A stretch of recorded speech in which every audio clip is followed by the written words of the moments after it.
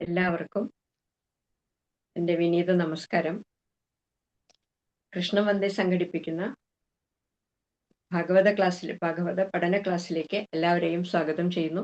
Class നടത്തുന്നത് ഭാഗവതാചാര്യൻ doctor PV. Viswanathan Namboothiri സാറാണ്. സാറിനെ സ്നേഹാദരപൂർവ്വം സ്വാഗതം ചെയ്യുന്നു. ഇന്ന് ശ്രീമദ് ഭാഗവതം ചതുർത്ഥസ്കന്ധം 8-ാം അധ്യായം ആരംഭിക്കുകയാണ്. ധ്രുവചരിതം. സാറിനെ സ്വാഗതം ചെയ്യുന്നു. ഹരി ഓം സർ.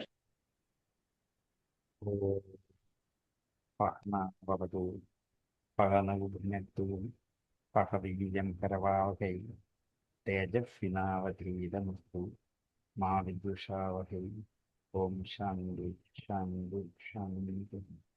യം പ്രവ്രജന്തമനുപേതമുപേതകൃത്യം ദ്വൈവായനോ വിരഹകാതരയജുഹാവ അത്രേതി തന്മയതയാതരവോ പുനീയത്വം പദഭൂതസുലയം മനസ്സിലായ ഉന്നതമായ നാമം. ചതുർത്ഥസ്കന്ധം അധ്യായം 8. മൈത്രേയ ഉവാച പനകാദ്യാ നാരദശ്ചാം ഹംസോ ഹംസോരുണിര്യതി നൈതേ ഗൃഹാൻ ബ്രഹ്മസുതാം യാവസന്നൂർധ്വരേതസഹം.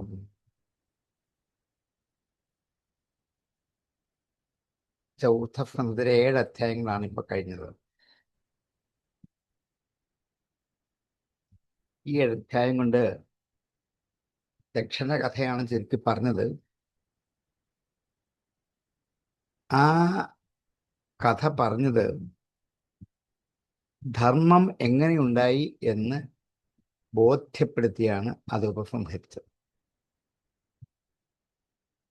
ഇനിയുള്ള 5 അധ്യായം കൊണ്ട് ധ്രുവചരിതത്തിലൂടെ അർത്ഥസിദ്ധിയെ ധർമ്മം അർത്ഥം എന്നുള്ള അർത്ഥസിദ്ധി എങ്ങനെയാണ് എന്ന് വിവരിക്കാൻ.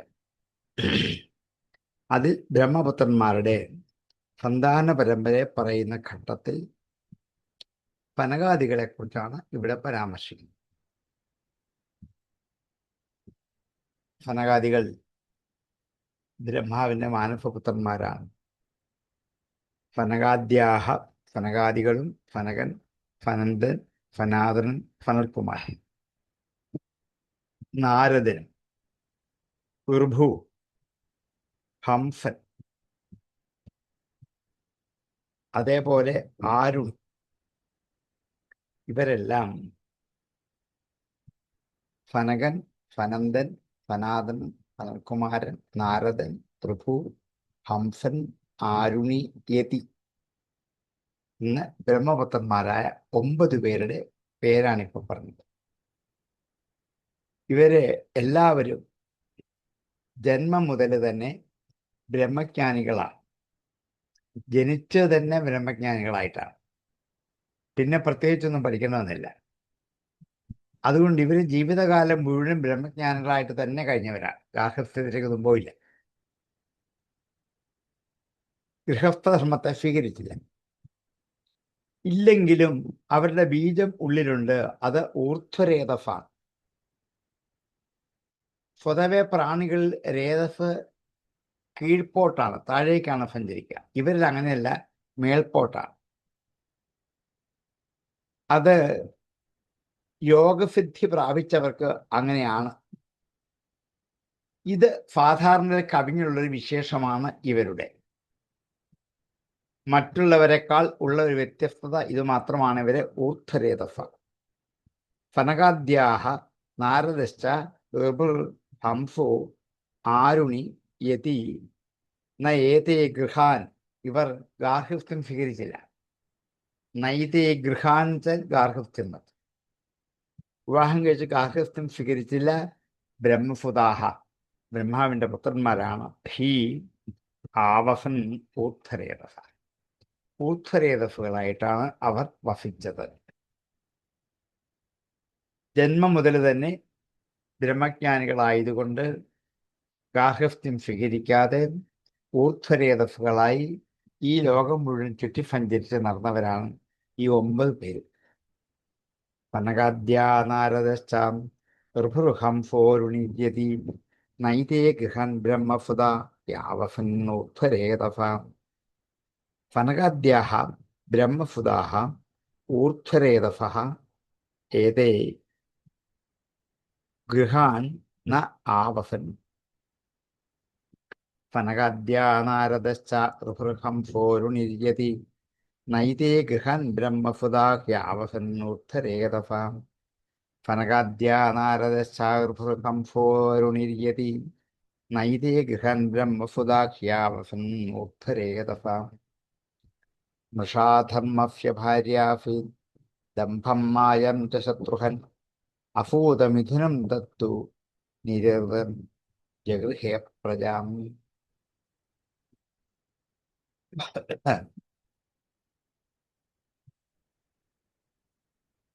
മൃഷ അധർമ്മസ്യ ഭാര്യ ആസീത് ദംഭം മായാം ച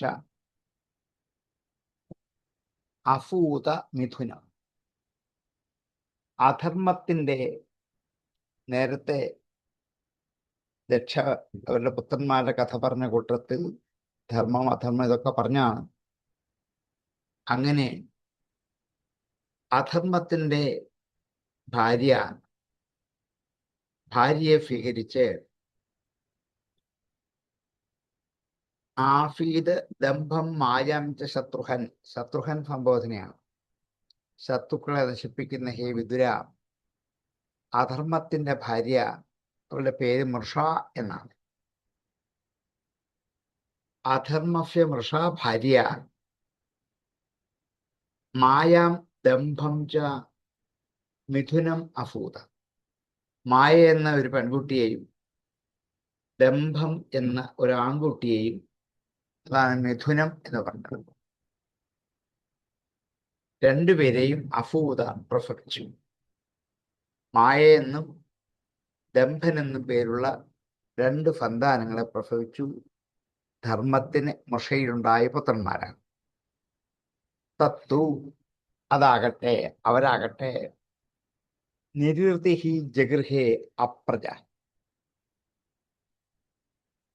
അതിനെ ആകട്ടെ അപ്രജനായ സന്താനമില്ലാത്തവനായ നിരുതി എന്ന രാക്ഷസൻ ജഗൃഹേ സ്വീകരിച്ചു. അധർമ്മനായ ബ്രഹ്മപുത്രന്റെ വംശത്തെക്കുറിച്ച് പറയുകയാണ്. അധർമ്മന്റെ ഭാര്യയ്ക്ക് മൃഷ എന്ന പേര്. ആ വംശത്തിൽ ജനിച്ചവരെ ജയിക്കുന്ന അങ്ങയെപ്പോലെയുള്ളവർ ഉത്തമന്മാരാണ്.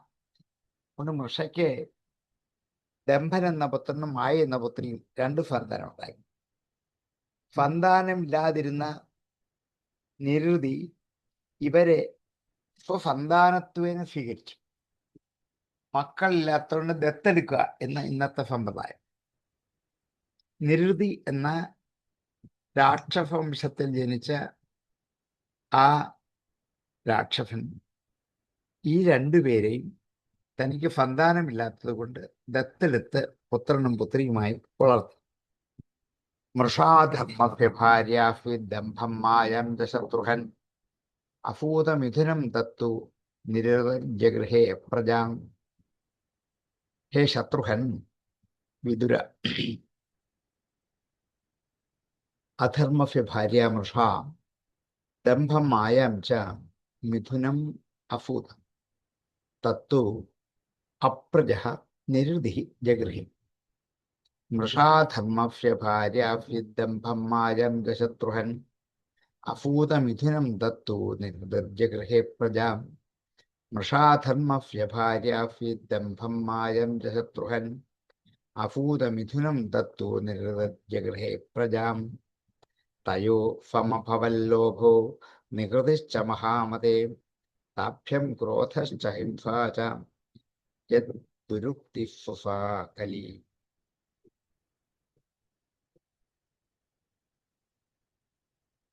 തയോ അവർ 2 പേർക്കും ത്വമഭവത് ഭവിച്ചു ലോഭോ നികൃതിശ്ച മഹാമതി.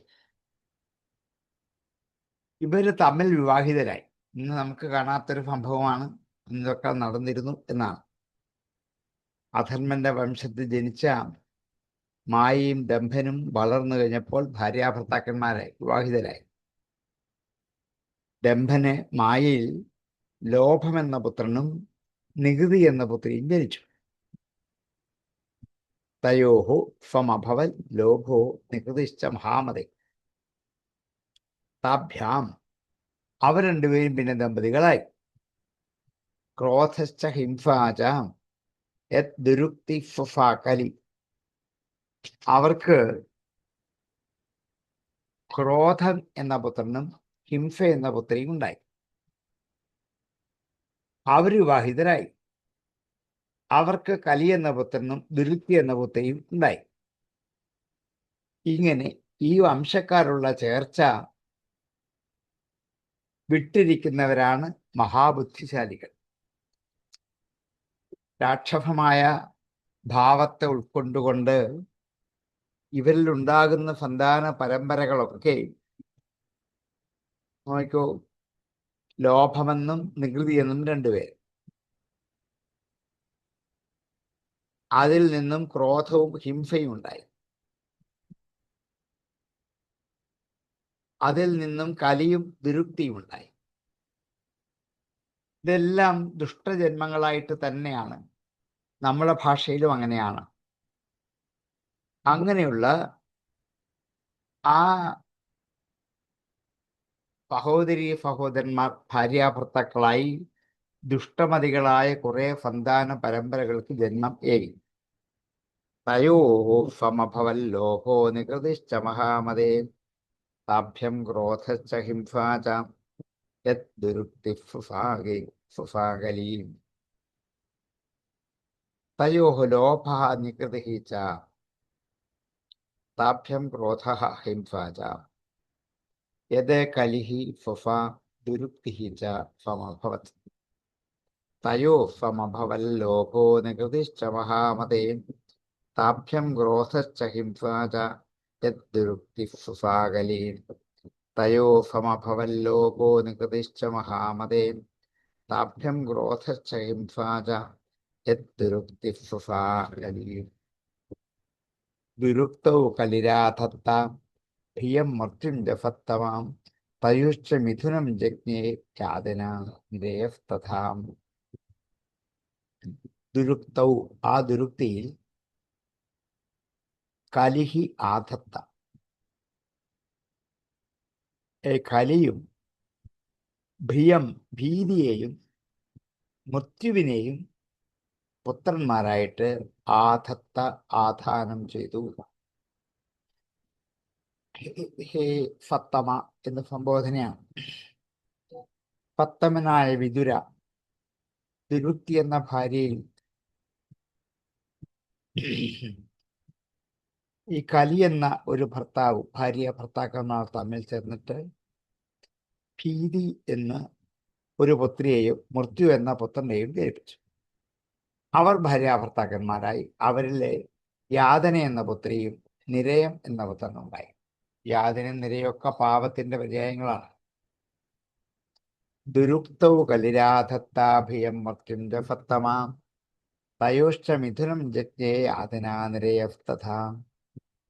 ദുരുക്തൗ കലിഹി ഭിയം മൃത്യും ആധത്ത തയോഃ ച യാതനാം നിരേഹ മിഥുനം ജജ്ഞേ.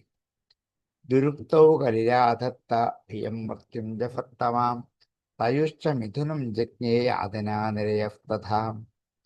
ദുരുക്തൗ കലിരാധത്താഭിയം മൃത്യുഞ്ച സത്തമാം തയോശ്ച മിഥുനം ജജ്ഞേ യാതനാ നിരയസ്തഥാ.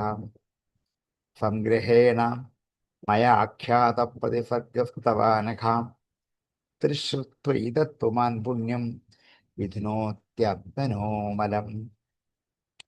സംഗ്രഹേണ മയ ആഖ്യാത, ഞാൻ ചുരുക്കി പറഞ്ഞിരിക്കുകയാണ്.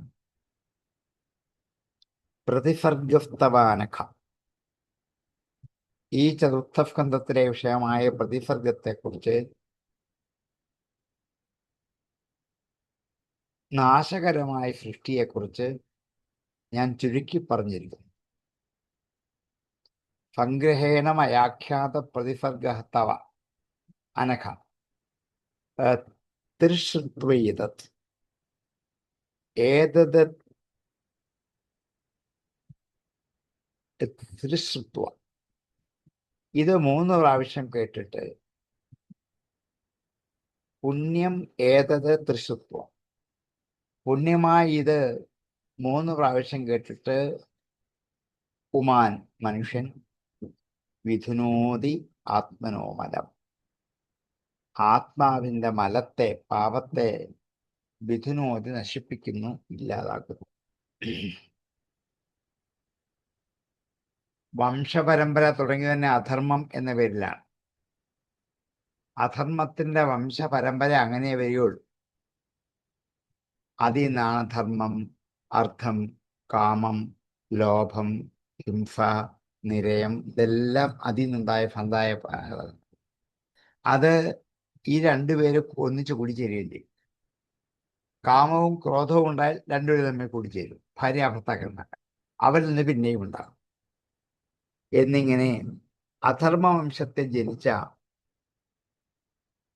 ആ പ്രാണികൾ അവരെ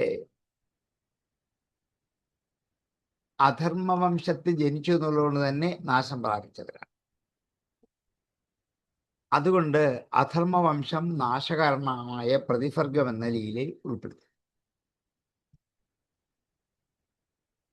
ഈ വർഗത്തിന്റെ വിസ്താരം ധാരാളമുണ്ട്, ഒത്തിരിയുണ്ട്. ചുരുക്കി പറഞ്ഞാണ്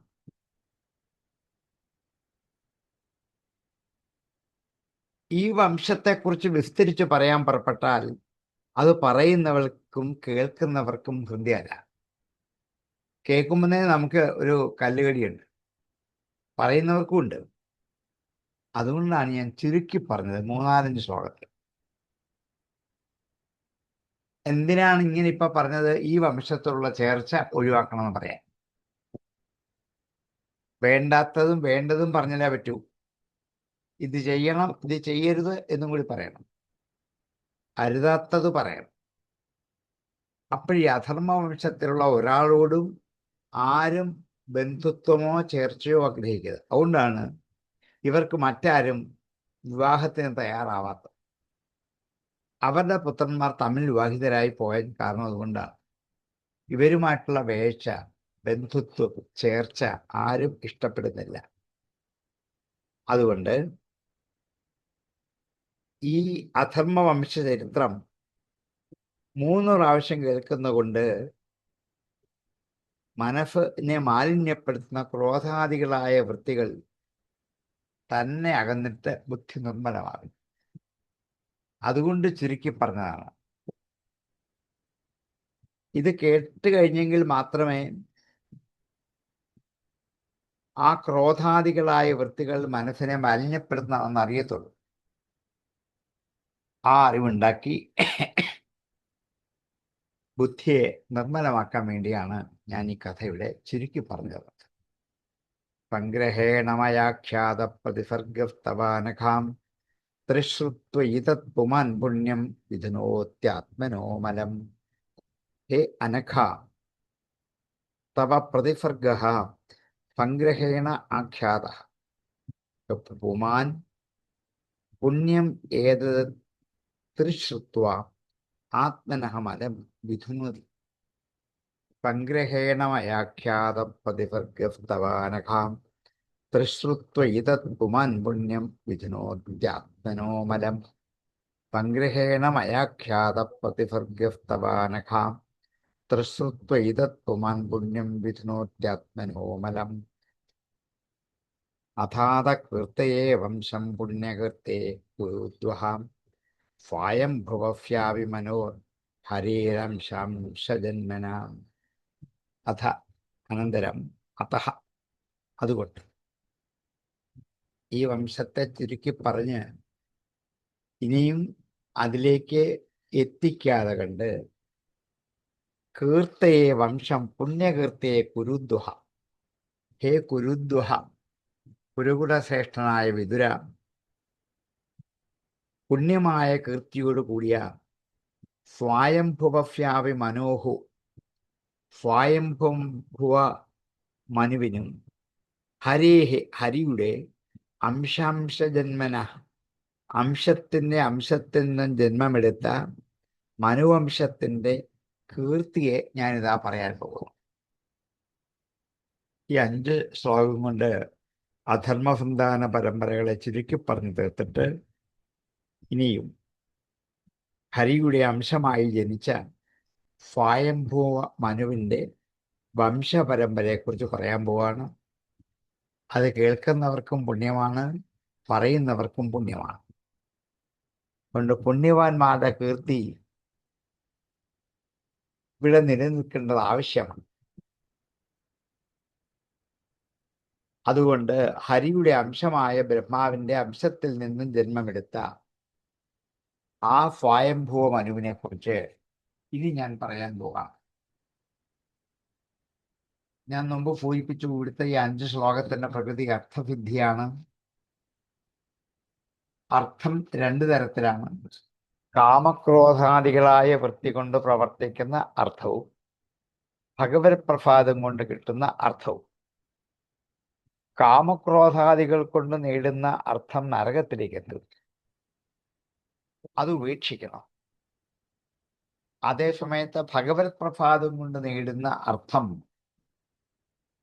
അത് ജന്മസാഫല്യത്തിന് കാരണമായ ധർമ്മം ഉണ്ടാക്കി തരുന്നതാണ്.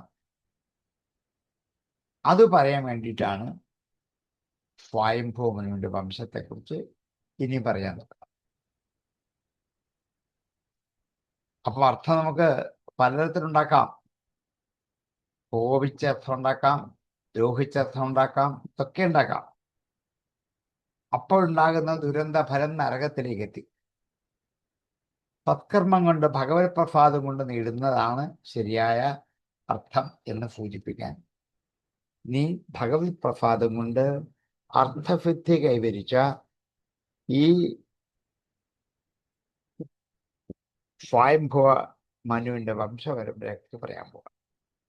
അഥാത കീർത്തേ വംശം പുണ്യകീർത്തേ കുരുദ്വഹാം സ്വയംഭുവ്യാവിമനോർഹംസ്യ ഹരേരംശം സജന്മന ഹേ കുരുദ്വഹാം അഥ അതഃ പുണ്യകീർത്തേഃ സ്വയംഭുവസ്യ ഹരേഃ അംശാംശജന്മനഃ മനോഃ വംശം കീർത്തേ. അഥാത കീർത്തേ വംശം പുണ്യകീർത്തേഃ കുരുദ്വഹാം സ്വയംഭുവ്യാവിമനോർ ഹരേരംശംസജന്മനാം. അഥാത കീർത്തേ വംശം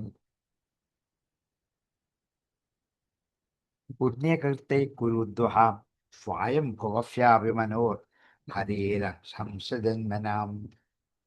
പ്രിയവ്രതോത്ഥാനപാദൗ ശതരൂപാപതേ സുതൗ വാസുദേവസ്യ കലയാം രക്ഷായാം ജഗദസ്ഥിതൗ. പ്രിയവ്രത ഉത്ഥാനപാദൗ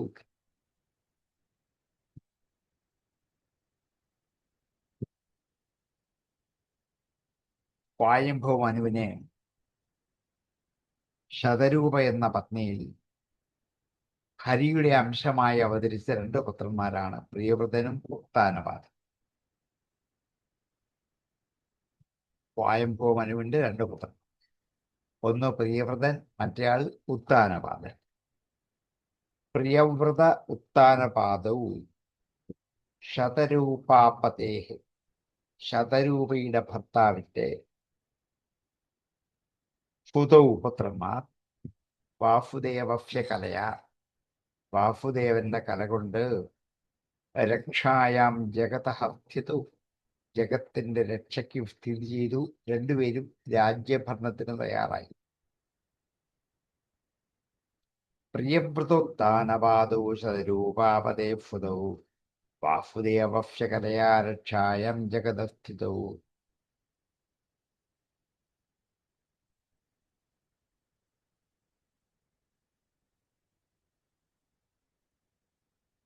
പ്രിയവ്രതോത്ഥാനപാദൗ ശതരൂപാപതേ സുതൗ ബാഹുദേവ്യകലയാ രക്ഷായം ജഗതസ്ഥിതൗ പ്രിയം വ്രതോത്ഥാനപാദൗ ശതരൂപാപതേ സുതൗ വാസുദേവസ്യകലയാ രക്ഷായം ജഗതസ്ഥിതൗ ജായേ ഉത്ഥാനപാദസ്യാം സുനീതി സുരുചിർത്തയോ സുരുചി പ്രേഷീപത്യുർ നേതരാ യത്സുതോ ധ്രുവാം. ജായേ പത്നിമാർ ഉത്ഥാനപാദസ്യ പ്രിയവ്രതന്റെ കഥ. അദ്ദേഹം തപസ്സിന് പോകാണ്, കുടുംബജീവിതത്തിൽ നിന്ന് തയ്യാറല്ല എന്ന് പറഞ്ഞ് മാറിപ്പോയ ആളാണ്. പക്ഷെ വീണ്ടും അദ്ദേഹം വിവാഹം കഴിച്ച് സന്താന പരമ്പര ഉണ്ടാകുന്ന കഥ ഇനിയും ഈ ഇതിലും അടുത്തൊരു നോക്കാം. ഉത്ഥാനപാദസ്യ ജായേ, രണ്ടാമത്തെ പുത്രനായ ഉത്ഥാനപാദന് രണ്ട് ഭാര്യമാർ സുനീതി സുരുചി. തയോഹ് സുരുചി പ്രേയസി, ആ രണ്ടിൽ പേരിൽ വെച്ച് സുരുചി ഇഷ്ടപ്പെട്ടവളാണ്. പ്രേയസി ഇഷ്ടപ്പെട്ടവൾ. പത്യുഹു ന ഇതര യത് സുതോ ധ്രുവ, പത്യുഹു ഭർത്താവിനെ അധികം പ്രിയപ്പെട്ടവളാണ്. ഇതര മറ്റവൾ, യത് സുതോ ധ്രുവ മറ്റവളുടെ പുത്രൻ ധ്രുവനാണ്. സുനീതിയുടെ പുത്രൻ ധ്രുവനാണ്. രാജാവിന് ഇഷ്ടപ്പെട്ട പത്നി സുരുചി ആയി. ജായേ ഉത്ഥാനപാദസ്യ സുനീതി സുരുചിസ്തയോ സുരുചി പ്രേഷി യുപത്യുർ നേതരാ യത് സുതോ ധ്രുവാം.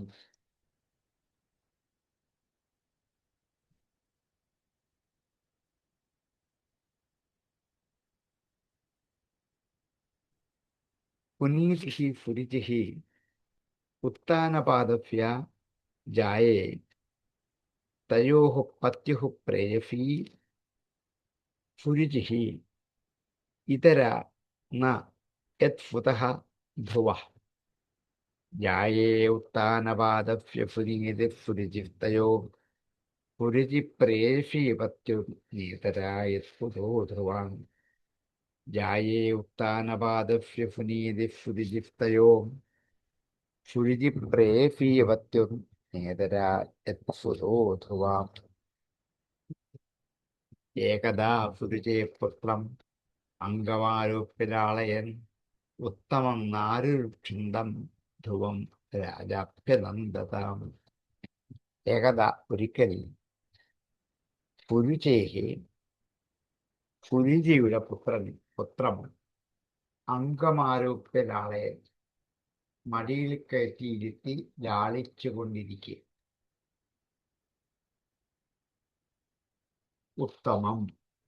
ഉത്തമനെ മടിയിൽ കയറ്റി ലാളിച്ചുകൊണ്ടിരിക്കെ.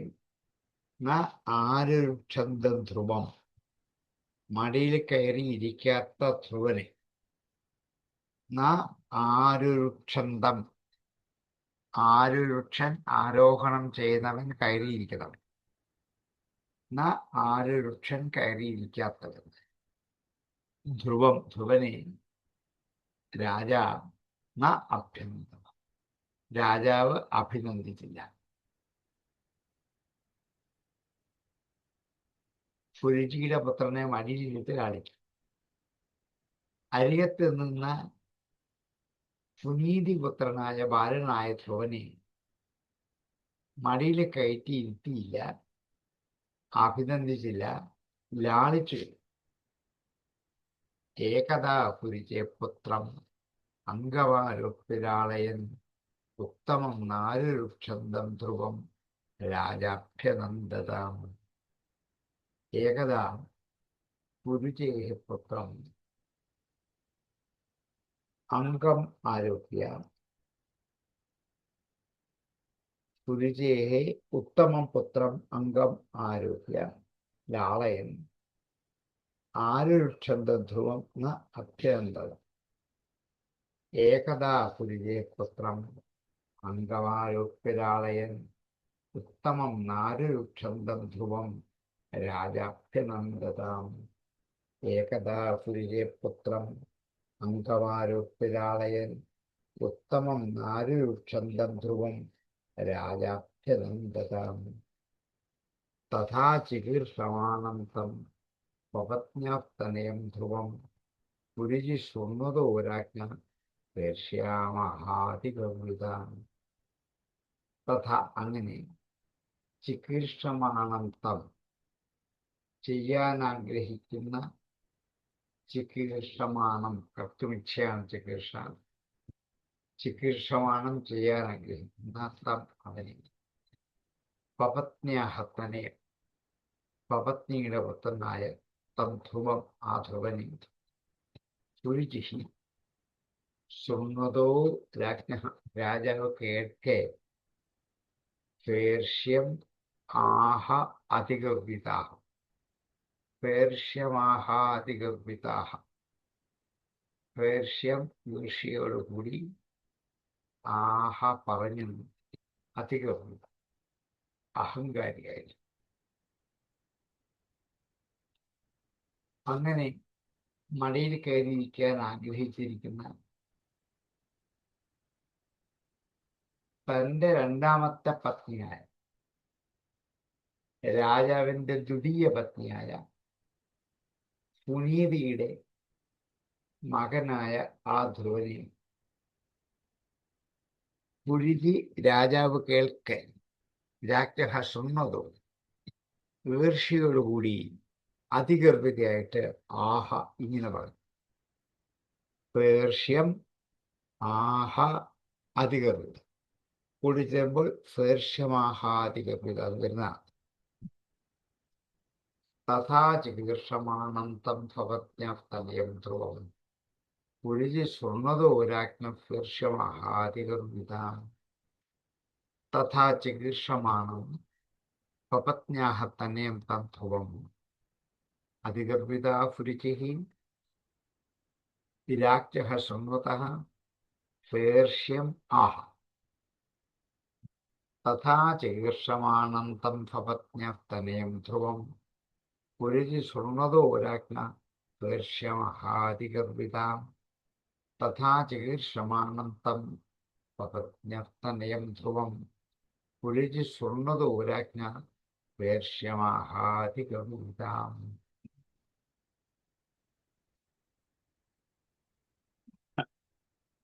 നമുക്കിതിവിടെ ഉപസംഹരിക്കാം. കാരണം ഈ ശബ്ദം ഒരാഴ്ച ഒരു പനിയായിരുന്നു, അത് കുറഞ്ഞു കുറഞ്ഞു വന്നു. പക്ഷേ ഇപ്പം അതൊരു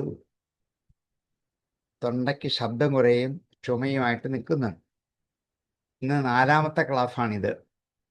3 ക്ലാസ്സുകൾ കഴിഞ്ഞപ്പോൾ ശരിക്കും വാസ്തവത്തിൽ ശബ്ദം അതിൻ്റെ സീമ കടന്നിരിക്കുകയാണ്, ഇനി ഉണ്ടാകുന്നില്ല, ശബ്ദം വല്ലാതാകുന്നുണ്ട്. അതുകൊണ്ട് ഇന്ന് നമുക്കിവിടെ ഉപസംഹരിക്കാം. അടുത്ത ശ്ലോകം മുതൽ നാളെ എടുക്കാം. ആർക്കെങ്കിലും സംശയം ഉണ്ടെങ്കിൽ ചോദിക്കാം, അല്ലെങ്കിൽ ഇവിടെ